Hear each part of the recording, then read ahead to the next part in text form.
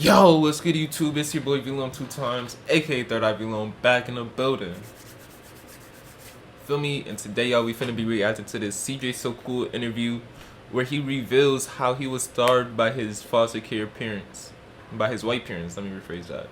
That's very OD, feel me, off the rip. Off the rip, like that's OD, feel me?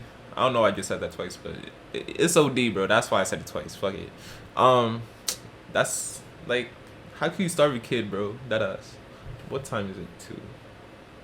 Alright, let's get this video. Smash that like button, smash that subscribe button. We on the road to 1,000, aka 1 million subscribers, bro. Facts.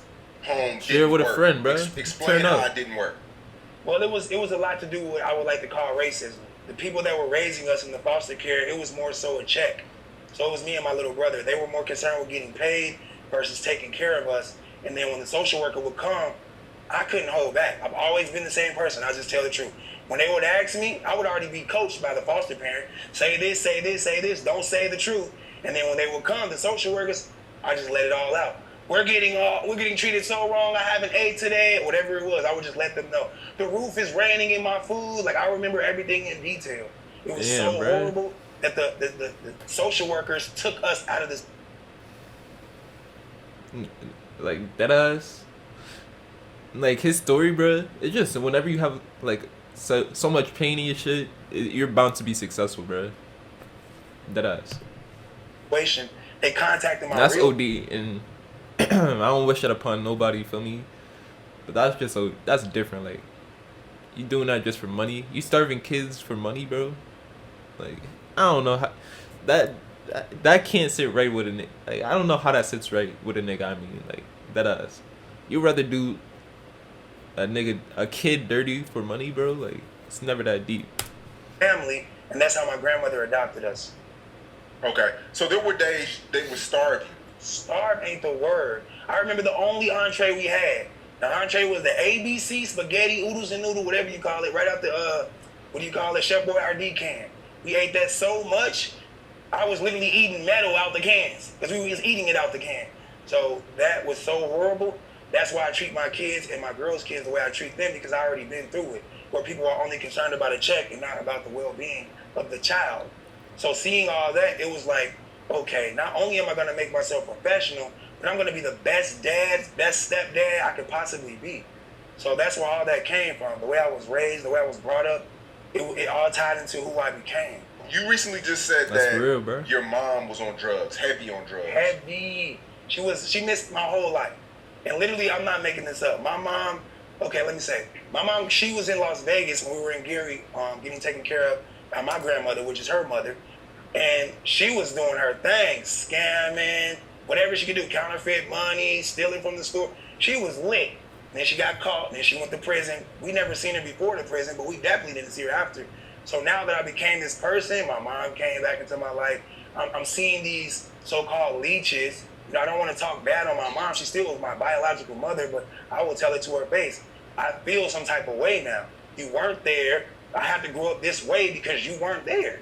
Imagine being raised by your grandmother and your great-grandmother, and you're living in the 90s, and they're from the 40s, the 20s. My great-grandmother was born in 1929.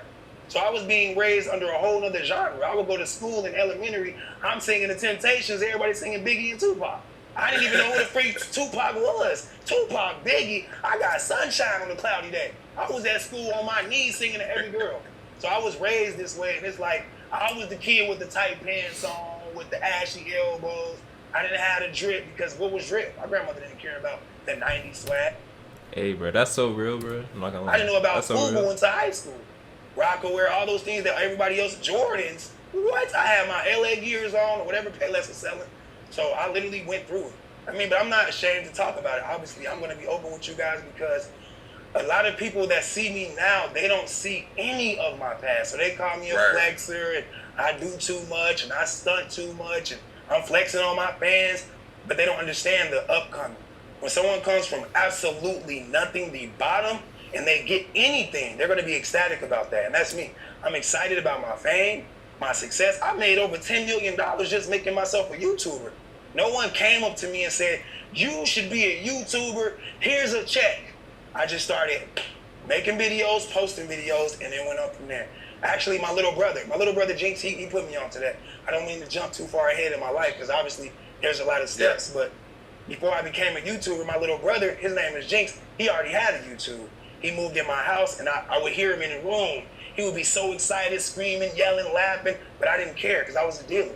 I dealt craps and blackjack.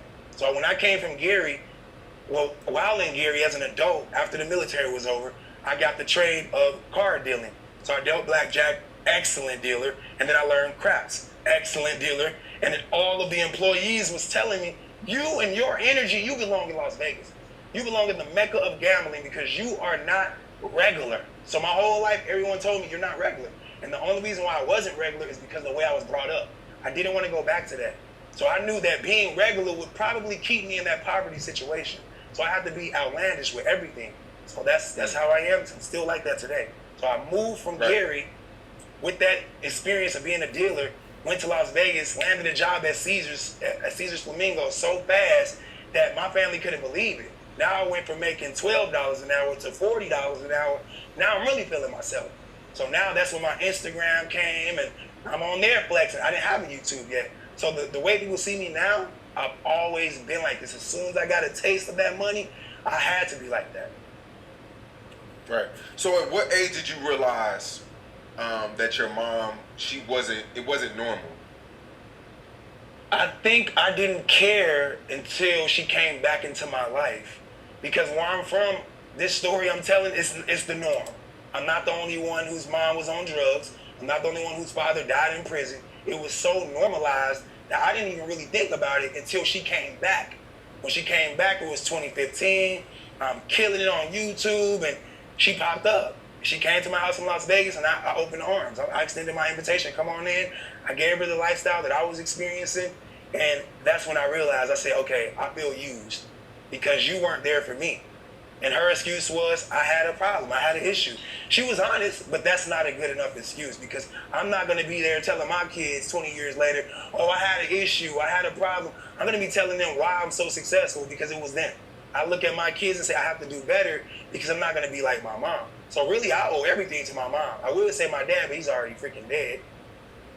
Okay. So when you were young, in Gary, Indiana, did you ever see her out, on the corner?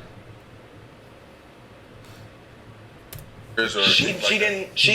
This video is so relatable, bro. She didn't come back frequently. But I never seen her do her thing.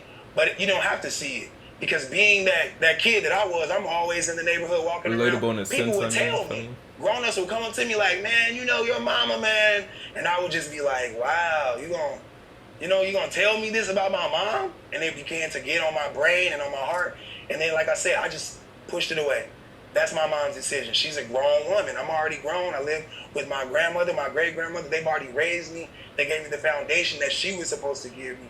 And now at that point, I'm just glad she didn't take care of me because I would have been another crack baby. I know how crack babies get passed around. I'm just glad that she actually gave me up to foster care because it was my mom that did that. She started the foster care. She gave us up, and that's how my grandmother came into the picture. Hey, bro, that's the end of the video right there. CJ's so cool. You a real one, bro. I've been watching him since like 2015. I don't watch him no more, but I used to watch him, obviously. Feel me? He's a real one, bro. I'm not gonna lie. I relate to that to a degree. Feel me? Like foster care shit, nah. Crackhead mom, nah. But other than that, I relate to everything else he said. Feel me? And word. But pain equals the best success, right? Not for everybody, but for most people. Feel me? Turn your pain to success. If that makes sense to y'all. Feel me? But that's the end of the video. Make sure to smash that like button. Smash that subscribe button, man. We on the road to 1,000, aka 1 million. I'm up out of here, bro. Peace.